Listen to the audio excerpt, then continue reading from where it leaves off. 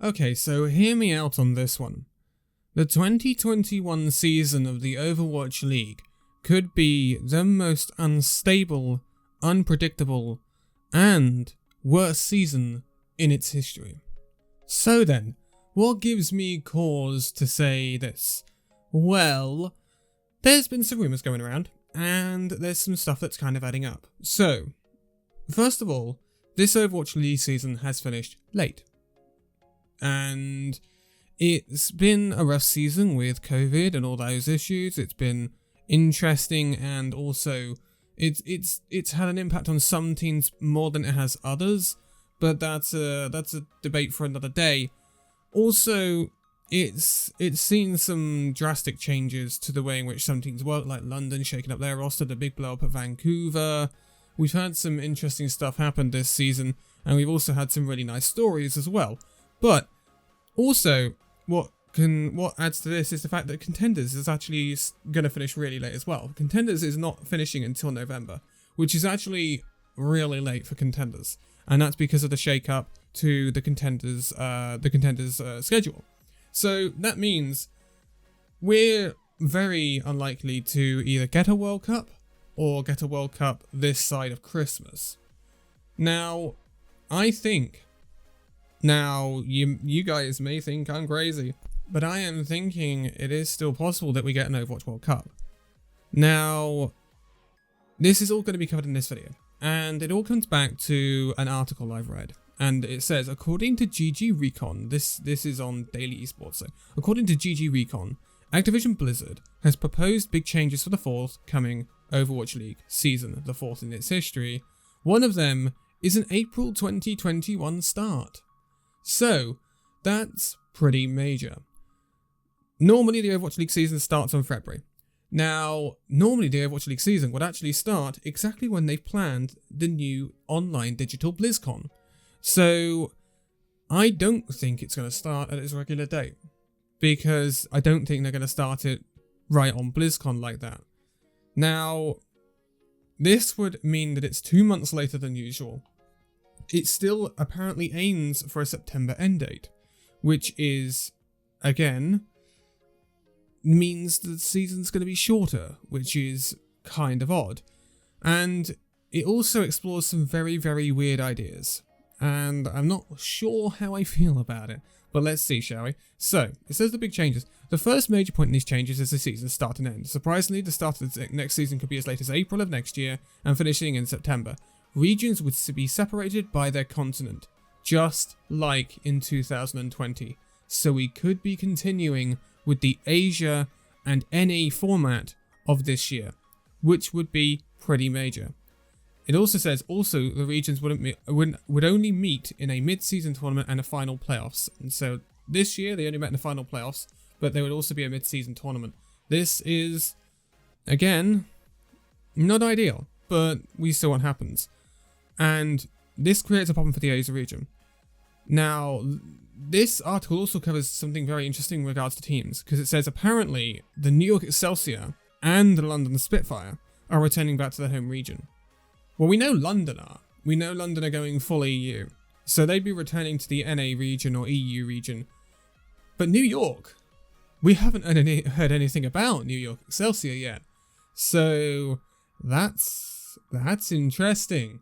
And if so, that is the route that New York's academy team went down just before it was disbanded. It was a team that got a lot of good talent in, actually nicked a little bit of Korean talent, did fairly well in the gauntlet, but then it decided to do these random NA tryouts and went completely NA and wasn't very good. And New York gonna do something like that? Are we going to have an American New York? Anyway, that's a caveat, not to be discussed here. This one change makes the small Asian region even smaller, so this would leave us with 5 teams in Asia. And that's not big enough. It's just not big enough. It would become a joke. However, one of the proposed fixes is to include tournaments with Asian contenders teams. This would include a slot for a Korean team, a Chinese team, and 2 wildcard spots. This would work around the travel restrictions, but fans are skeptical on mixing contenders teams into the main league. That is a very interesting and debatable idea. So that is a format very similar to the Gauntlet. So you'd have one Korean team, one Chinese team, and two wildcard spots. There'd probably be a playoff between a best placed Chinese team and a best placed Korean team, I would guess. There's no Pacific region or anything like that. So this is a weird one. So we could potentially see a tournament in 2020 related to the Overwatch League that would be, say, Shanghai Dragons, Seoul Dynasty, Guangzhou Charge, Hangzhou Spark, and Chengdu Hunters mixed in with Runaway, O2 Blast, Element Mystic, and WGS Phoenix? Is that something we could see? It's something a lot of people have wanted to see for a very, very long time. They've wanted to see Overwatch League teams go up against the best of contenders. Now, generally, the best of contenders tend to be in Korea. That is normally where the highest level of contenders normally resides. The only outliers for that might be like British Hurricane right now in EU, but normally we see the biggest teams in contenders compete in Korea. So currently the biggest teams in Korea are WGS Phoenix, who are in the final of Korean contenders alongside Runaway, and then we're looking at Element Mystic, Talon, who are actually a former Pacific team until the Pacific region was disbanded. So that's kind of what we're looking at right now when we're looking at the top of Korea, and that would be interesting. It would be interesting. I don't know. It would offer what happens, and it's an unlikely scenario, but what happens if, say, Runaway, WGS Phoenix, and Element Mystic come in and slap the Overwatch League teams? What happens if that happens? They win these tournaments and the Overwatch League teams are thoroughly embarrassed.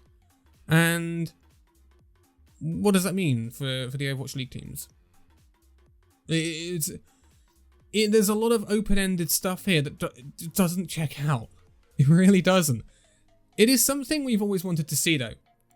It is a controversial issue, but there are many reasons as to which this whole theory could be backed up.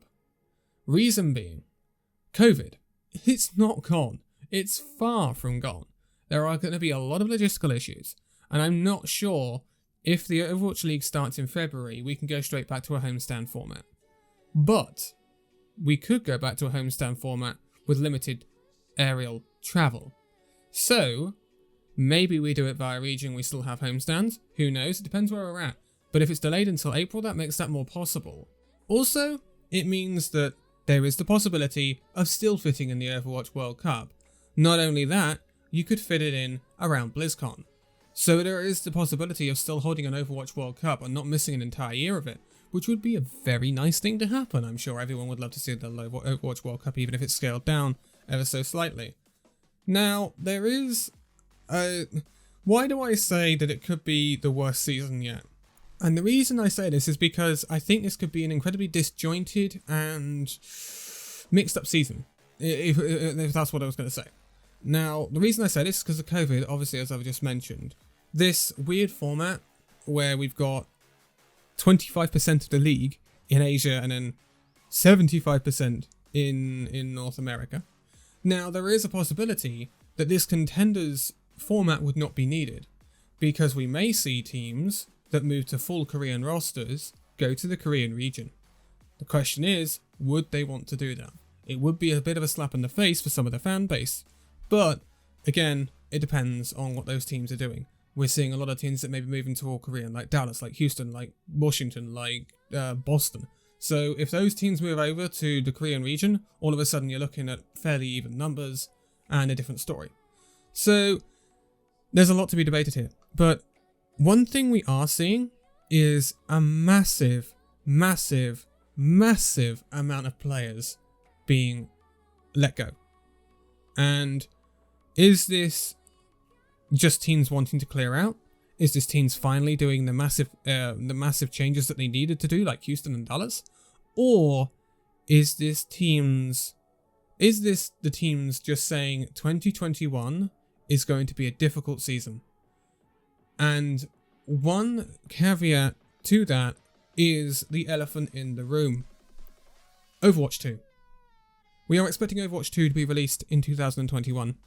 And with it comes a bunch of new maps, a bunch of new heroes, a new game, new engine. If this drops in the middle of the Overwatch League season, it catapults the league into a crazy, disjointed frenzy. And we won't know what the outcome of that will be. And so, are a lot of teams looking at it and saying, we write off 2021. We cut our losses, we make sure we've got a roster, we cut down to the cheapest possible, and then we come back in 2022 when everything is stable again. It is an interesting year. And there's going to be a lot of twists and turns. This article could be completely wrong. I could be completely wrong. But for a while, I have honestly been thinking in the back of my head, will they postpone the start date of the Overwatch League for 2021? Just to give COVID the chance to move on a little bit, give chance for a COVID vaccine maybe to come along, give the chance for Blizzard to get back on track with BlizzCon and the Overwatch World Cup. It makes sense. As much as we don't want to see it, as much as we don't want a longer wait for, more Overwatch League action, it does make sense. Now, another great thing I want to attach onto the end of this video is the promotion that the Overwatch devs, that's the wrong word, what Blizzard are doing for Overwatch contenders right now. Tier 2 is getting its deserved hype right now. It is in the Overwatch game, the Overwatch client. You can get contenders skins. If you log in, you get a free Genji skin, 2 free Genji skins actually. You get contenders home and contenders away, and you get a profile picture, icon, whatever, and a spray. And then if you watch 7 hours of contenders action over the next month, you will get Symmetra home and away for contenders, and in 15 hours will get you Mercy home and away from contenders. And this will continue to rotate over the next coming months with different heroes available to earn. There's going to be some great contenders action coming up with Korean. There's going to be the Korean Grand Finals, Runaway versus WGS Phoenix next week. Also, we're going to see, obviously, EU Finals, British Hurricane, can anyone take them down? We're going to see NA Finals, which, honestly, NA is wide open. Absolutely wide open. So that is another region incredible. Australia's already finished. Pepe hands. So there's not much to say about that. It's going to be really interesting. And just keep an eye out for those skins. Keep an eye out for the contenders. Go and sub to the contenders YouTube. Because get those skins. Don't miss out. You have to do it on the Overwatch Contenders website though. I'll link it below. But there's a lot of interesting stuff coming up. This is a very interesting issue concerning the strategy for the Overwatch League season next year. And I don't know what it's going to be, but some of this makes sense. And according to this article, we need to keep our eyes on the New York Excelsior. But for now, thank you guys so much for watching this video. If you'd like to give it a like, subscribe if you're new, and I'll see you in the next video. See you then.